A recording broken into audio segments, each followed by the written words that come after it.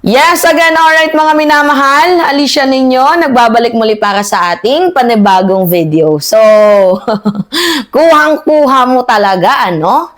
Yung ugali. Mana-mana lang talaga, no? Kung sino yung puno, siya rin talaga yung nagiging bunga. Talagang mini version ni Senator Dante Marcoleta, itong kanyang anak, na si Paulo Marcoleta. Okay, sabi dito, manifestation ni Representative Marcoleta na strike out sa Kamara. Ba't na strike out mga minamahal? Biruin nyo, parang delaying tactics ang kanyang ginagawa eh. Political maneuvering. Diba? Kumbaga, nag-manifest kasi siya. Okay, sige. Himay-himayin natin yung issue mga minamahal. Nahook tayo doon yan, no, ni Paulo Marcoleta na hindi naman pala miyembro ng committee na yan. Tapos, kung ano-ano yung hanash. Diyos mio, mga minamahal. Alright. So, sa Justice Committee hearing, meron pong manifestation. Ito nga pong si Representative Paulo Marcoleta. Wala namang masama kung mag-manifest ka kahit hindi ka miyembro dyan. Wala namang masama. Kaso yung hindi related sa topic, huy! Iba na yun! Ang punto kasi ng manifestation niya, mga minamahal, nakita niya daw, etong si Kiko Aquino D. Uy, galit na galit kay Kiko Aquino D, Ano ba yung nakita mo? Bakit parang na-trigger ka? So, nakita niya, itong si Kiko Aquino D sa mga audience. At binanggit niya yung issue nung nakaraan. So, meron past issue kasi. Kasi nakita niya noon, nung nagkaroon ng Senate archiving, nag-boo. At nag-thumbs down daw, mga minamahal, itong si Kiko Aquino D. Pero ngayon, ito yung pinaka-plot twist dito. Hindi related sa issue ngayon, yung ginawa ni Kiko din noon. 'Di ba? Pero anyway, si Paulo Marcoleta na din mismo ang umamin na wala namang ginawang mali sa kasalukuyang hearing. Ito nga pong si Kiko Aquino D. Kumbaga, tinuro niya lang niya na, ba't nandito ka? May issue ka nung nakaraan, 'di ba? Pero sa ngayon, wala namang ginagawa. Wala pang ginagawa si Aquino D. Natitriggered na itong si Paulo Marcoleta, mga minamahal. Wala naman po siyang ginawang disruption, walang ginawang violation, walang ginawang misconduct. So, ito yung nakakapagtaka. Bakit mo kailangan banggitin ng isang tao tungkol sa nakaraan niyang issue, tapos iba yung pinag-uusapan sa kasalukuyan? Diba?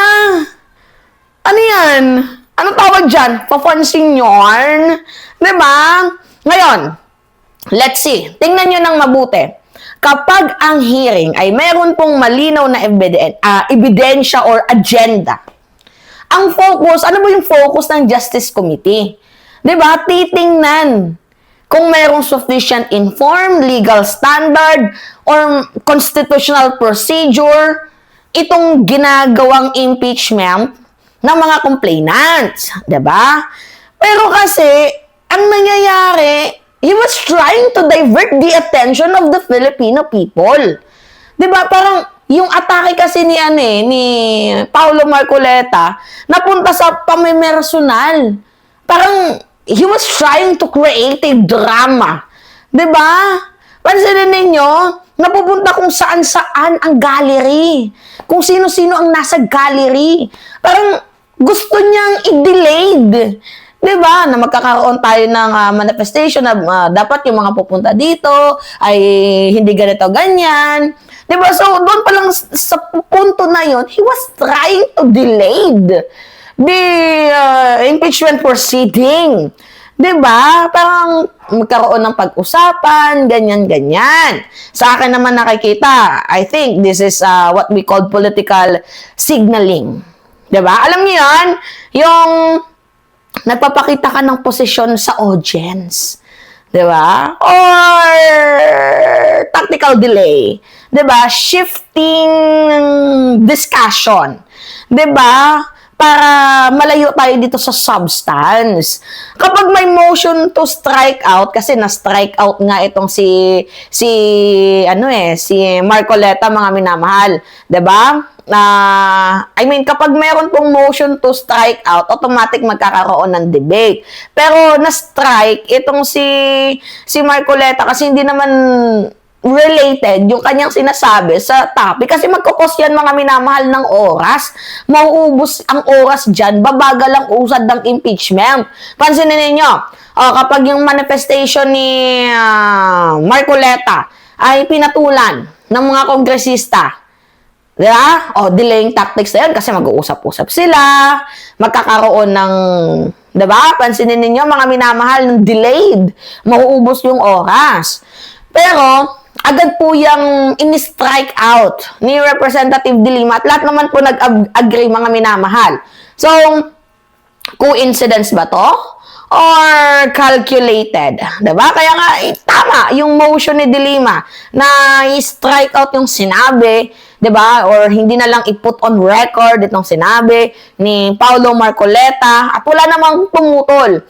Meaning kasi noon, mga minamahal, hindi po majority ng committee ang mga irrelevant manifestation. You know what? Hindi po kasi ito tungkol sa sa censorship, hindi po ito tungkol sa pagsa-silence, 'di ba? Ito po ay tungkol sa relevance dito nga po sa decorum. 'Di ba? Kapag ang pinag-uusapan dito ay impeachment process, dapat maging objective tayo.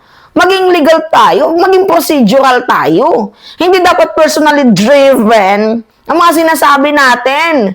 'Di ba? Nakakaloka itong itong anak ni Representative Rodante Marcoleta. Tapos sinabi niya, speaking from experience, wala pa naman pala, wala pa namang ginagawa. Speaking from my experience pa lang, nung mga nakaraang nagdaan, 'di ba, na ito yung kanyang ginawa. Wala ba nga ginagawa? Ba't galit na galit? 'Di ba? Ano bang meron sa mukha ni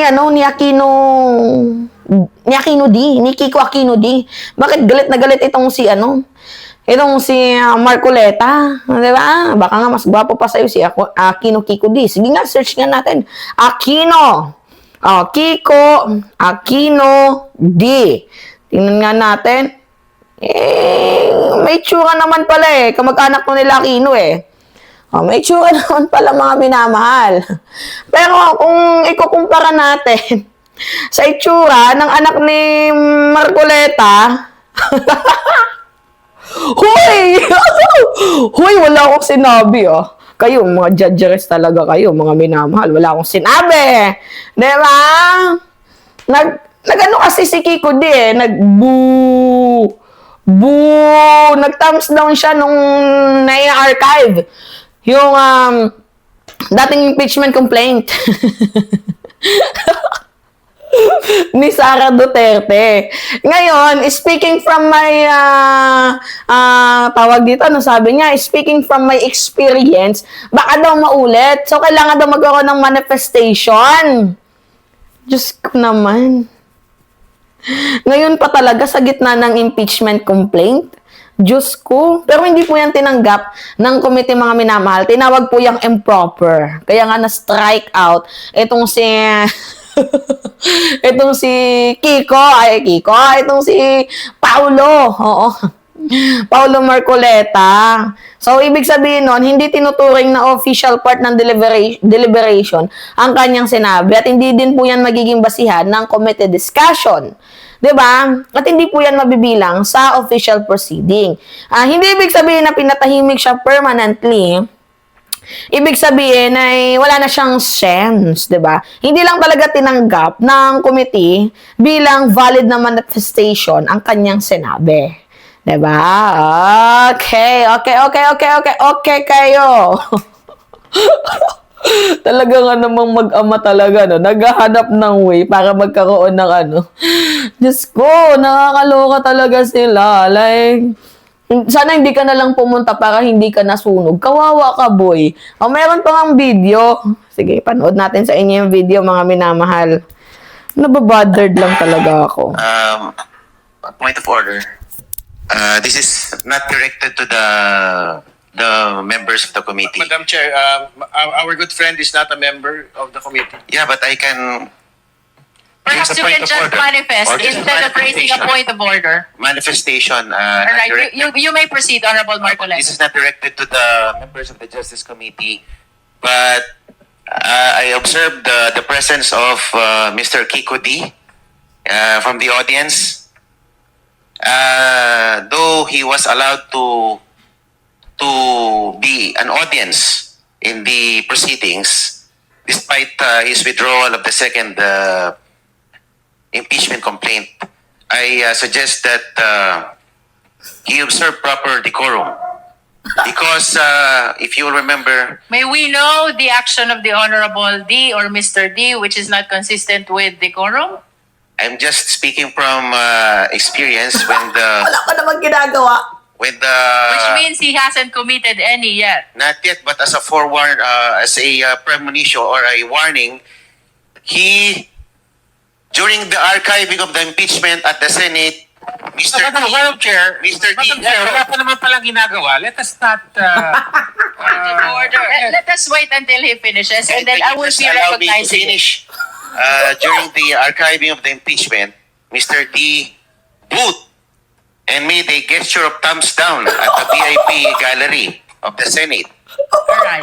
All right. Honorable Marcoleta, but it is apparent to observe that proper decorum. the Honorable D hasn't committed anything yet which is not consistent to decorum. Would you like to say something, Honorable Dilema? Yes, Madam Chair, it is completely improper for our colleague here to raise that matter. And he has not cited any act of misconduct or misbehavior on the part of Mr. Kiko D. And alluding Would you to like that, to make a motion to that effect? Yes, my motion is to strike out manifestation. Second, Madam Chair. There is a motion to strike out from the record the manifestation of the Honorable Marcoleta. The same has been seconded. Is there any objection? Hearing none, the motion is granted. Oh, wala. Manifestation of the Honorable Marcoleta is hereby ordered stricken out of the record. Diba, payaso, no? Delaying tactics.